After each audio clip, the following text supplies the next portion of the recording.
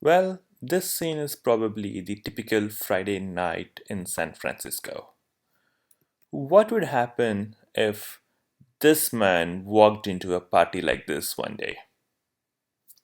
Not surprisingly, you would see everyone trying to shake hands, take selfies with President Obama. Even for someone who doesn't recognize this person, it would be obvious he's a celebrity. Now, can you write an algorithm that can identify the celebrity in a party? You're given an n by n matrix to represent the relationship between n people in a party. So, if there are three people in a party, A, B, and C, you're given a 3 by 3 matrix, and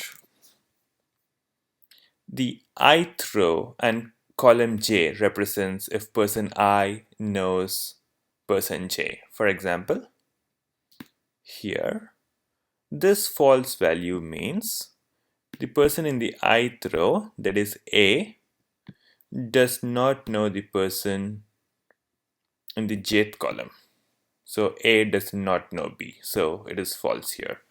On the other hand, here, the true value indicates the person in the ith row, B, does know the person in the jth column, A. So according to this graph, A does not know B, but B does know A. So this matrix basically represents the relationship between n people in a party, basically who knows whom. In this party, we know that we have a celebrity present, and celebrity is someone who is known to everyone. So everyone in this party knows the celebrity, and the celebrity does not know anyone in this party. So it's basically like President Obama walking into a random party in San Francisco. It's pretty unlikely that he's going to know anyone there, while everyone in the party would know him. So, as you can see in this case, C is known both by A knows C, and B also knows C. On the other hand, C neither knows A or B.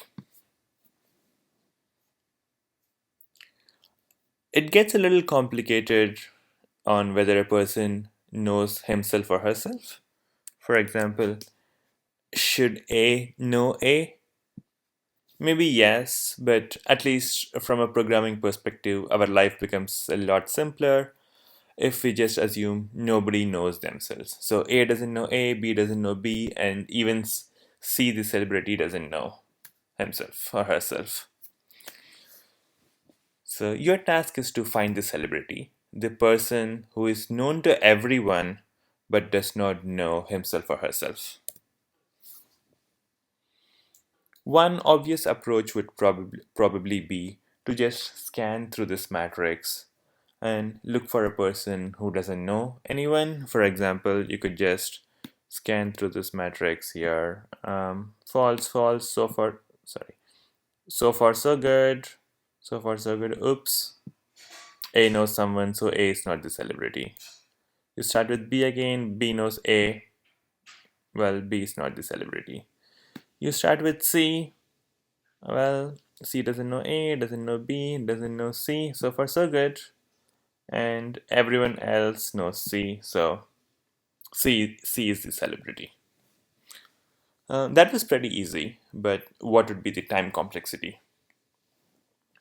In the worst case scenario, remember, we always think of the worst case scenario to come up with time complexity estimates. In the worst case scenario, what would you end up doing?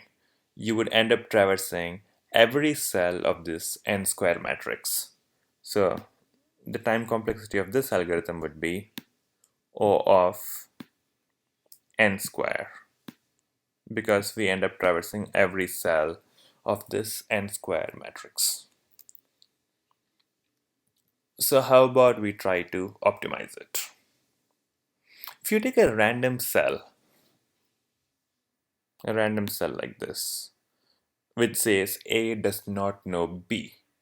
What information does this give you about who could be a celebrity? Just this cell alone in itself tells you something about who can or cannot be the celebrity. So we have three potential celebrities. It's A, B, or C. And the mere fact that A does not know B tells me that B cannot be the celebrity because the celebrity is known to everyone. So, more generally, if person I knows person J, I is obviously not the celebrity because the celebrity does not know anyone.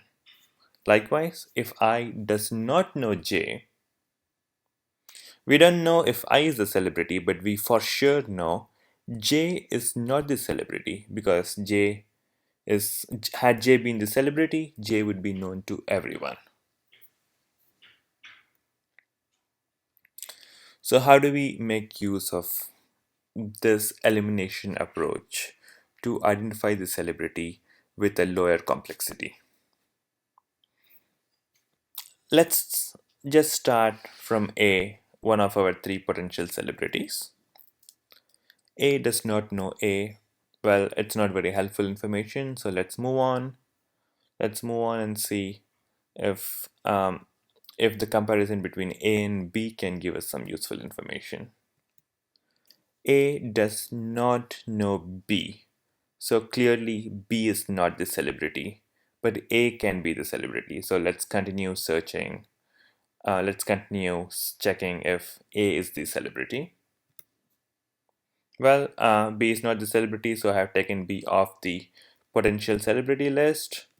And now A does know C. What does this tell us? It tells me C can be the celebrity but not A because A knows C. So now I'd like to continue my search, but there's no point in comparing B and C since we already know B is not the celebrity. Essentially, if I'm at this point, it means I have already compared all these people. I have already checked against all these people and I know none of them are celebrities. So there's no real point in again comparing. It doesn't really hurt, but it doesn't help to compare B and C. Since I know none of them are celebrities, I can just skip these rows and go directly here. So I just skip since I have already checked these two rows. If I'm at the jth column and I know if I and I know person J can be a celebrity, all the rows before J have already been tested and we know they're not celebrities, so I could directly jump to the jth row, ignoring these two rows. So we are here. C does not know C, doesn't give us any useful information. So as usual, we continue testing. If C is the celebrity, C does not know C, so I continue. Oops, I'm already outside the array, and C is the only participant left over in our list of potential celebrities. So C is the celebrity.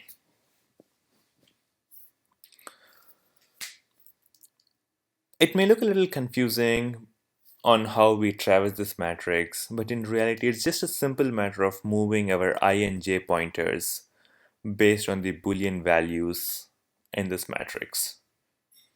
So I would leave it as an exercise to you to figure out how would you like to move the pointers if person I knows person J, and how would you like to move the pointers if person I does not know person J. But all that this problem involves is just moving these pointers accordingly, and you would end up figuring out the celebrity.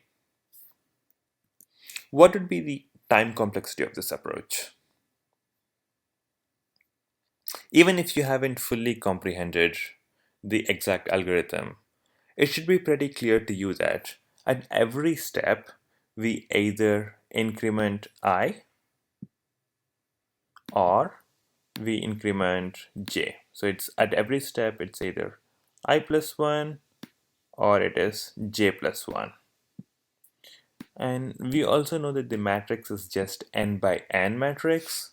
So at every step, if you increment either the row or the column in big O of n, or rather 2n, but that boils down to n, in big O of n, you would be out of the matrix.